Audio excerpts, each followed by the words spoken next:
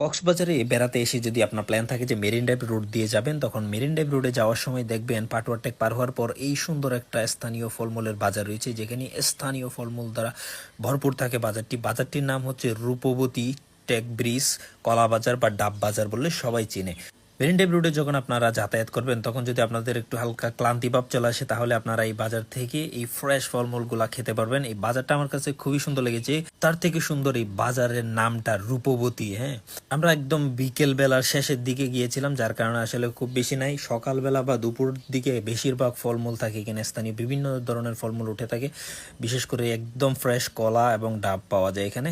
এই বিশাল সাইজের দুইটা ডাব নিলাম আমরা, কারণ আমরা টেকনাফ থেকে আসতেছি। সো অনেকটা পথ আসার কারণে নিজের মধ্যে একটা ক্লান্তি ভাব লাগতেছে। সো একটা ডাব খাওয়ার পর নিজের মধ্যে একটা রিফ্রেশ ফিল চলে আসছে।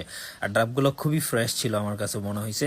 সো এইখানে বাজার থেকে কে কে খাইছো তোমরা, মেরিন ড্রাইভ রোড দিয়ে যাতায়াত করার সময় কে কে টেস্ট করছো, তাদের খাবারগুলো অবশ্যই জানাবা, কারণ এটা আমার ব্যক্তিগত মতামত জানাচ্ছি। তোমাদের কিরকম ফিল হয়েছে তোমরা অবশ্যই কমেন্ট বক্সে জানাবা। তবে আমি রিকমেন্ড করবো যারা এই রুট দিয়ে যাতায়াত করবেন তারা অবশ্যই একবার হলো এই বাজারটিতে দাঁড়িয়ে একবার ট্রাই করবেন লোকাল ফুডগুলো। এখানে লোকাল অনেক ধরনের ফুড পাওয়া যায়, যেগুলো আমি আসলে নিজেও জানি না আসলে এই এতগুলার নাম। সোজা কথায় যদি বলতে চাই, মেরিন ড্রাইভে যাতায়াতকারী পর্যটকদের নতুন আকর্ষণের কেন্দ্রবিন্দু হয়ে গেছে এই রূপবতী টেক ব্রিজ কলা বাজার বা ডাব বাজার, যে যাই বলেন। দুইজনে দুইটা ডাব খাইলাম, আর ডাব খাওয়ার পরে নিজের মধ্যে একটা রিফ্রেশ ফিল আসলে তারপর মামারা বললাম আসলে কেটে দেখি এটার ভিতরে কোনো আছে কিনা কোনো কিছু।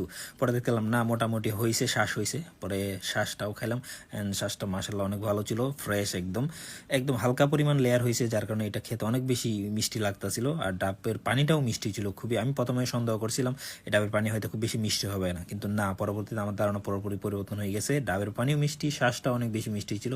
থ্যাংক ইউ সেলার ভাইকে। পরিশেষে তোমাদেরকে একটা কথাই বলবো, যদি মেরিন ড্রাইভ রোডে যাতায়াত করো, তোমরা এই বাজারটিতে নেমে তাদের যে লোকাল ফ্রুটসগুলো রয়েছে সেগুলো ট্রাই করতে পারো। আই হোপ তোমাদের অনেক বেশি ভালো লাগবে।